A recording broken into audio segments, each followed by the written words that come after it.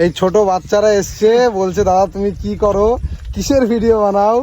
হ্যাঁ, তোমার ইউটিউব চ্যানেলের নাম কি বলো? তোমার নাম কি? আদি বিশ্বাস। তোমার নাম কি? রনিত বিশ্বাস। তোমার নাম কি? প্রীতম বিশ্বাস। আমার ইউটিউব নেম মানে আমার চ্যানেলের নাম সবকিছু জিজ্ঞাসা করছে। কিসে পড়ো তোমরা? তোমরা কিছু খাবে? হ্যাঁ, কিছু খাবে? এখন যদি তোমাকে টাকা দিই কিছু খাবে? কিছু দিলে বাড়ি থেকে বারণ করেছে?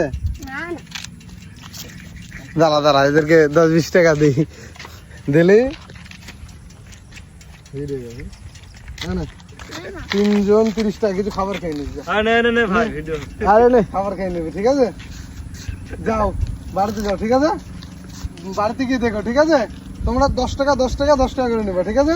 যাও সব ভালো দেখো। হ্যাঁ যাও, সাবধানে। টাটা।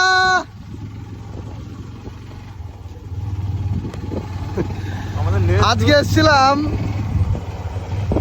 এইদিকে ফটোশুট করতে, এই যে শরণদ্বীপের গাড়িতে। আজকে হ্যাপি ফ্রেন্ডশিপ ডে, আজকে ইন্টারন্যাশনাল ফ্রেন্ডশিপ ডে। এই কারণেই বন্ধুরা বললো চল একটু ফটোশুট সেশন করে আসি, এই কারণে আসলাম।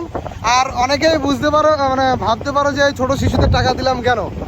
তো ব্যাপারটা হলো ওদেরকে বললাম যে আমাদের 3 জনের একসাথে ছবি তুলে দিতে, তো সেই কারণে ছবি তুলে দিল। এই কারণে তাদেরকে ছোট্ট একটা উপহার দিলাম, যে 10 টাকা করে দিলাম, যে 3 জন 30 টাকা দিলাম, ওরা খুশি হয়ে যেন কিছু খায়। এই কারণে আমার উল্টো পাল্টা ভেবো না যে দান করলাম, এমন বিষয়টা না। 3 জনকে 30 টাকা দিলাম যাতে তারা কিছু কিনে খেতে পারে। আবার খাবার দিলে আবার ভাবতেও পারে যে অন্য রকম বিষয়, যে খাবার দিচ্ছে হয়তো ছেলে ধরা বা অন্যরকম কিছু ভাবতে পারে। তো তাদের বাড়ির থেকে যদি আমার ভিডিওটা দেখো, প্লিজ খারাপ মনে কিছু করবেন না। তারা এখান দিয়ে যাচ্ছিল, তো আমি বললাম যে ভাই আমাদের একটা ছবি তুলে দাও, সেই কারণে ছবি তুলে দিল, তাই আমি তাদেরকে টাকা দিলাম। তো তা কিছু খাওয়ার জন্য এটা উপহার হিসাবে আমি খুশি হয়ে দিয়েছি। তো এমন কিছুই ভেবো না যাতে আমি কষ্ট পাই। সবাই ভালো থাকবেন, সুস্থ থাকবেন, টাটা।